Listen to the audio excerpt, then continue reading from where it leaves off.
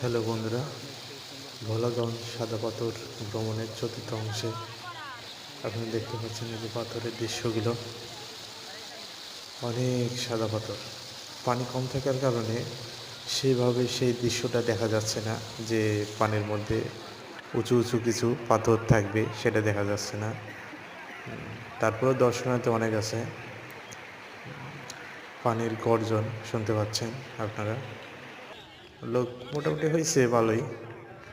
হ্যাঁ, তো জাফলংয়ের যে পাথর দেখলাম আর এখানকার পাথর প্রায় একই বলাই চলে। হ্যাঁ, তো আমি মনে করি ফিডব্যাক হিসেবে এখানে আসার তেমন একটা প্রয়োজন মনে করি না। জাফলংয়ে যে দৃশ্যটা দেখছি, হ্যাঁ, তো তারপর আপনার জায়গাটা দেখার জন্য আসতে পারেন, এখানে একদম পরিষ্কার পানি। ধন্যবাদ।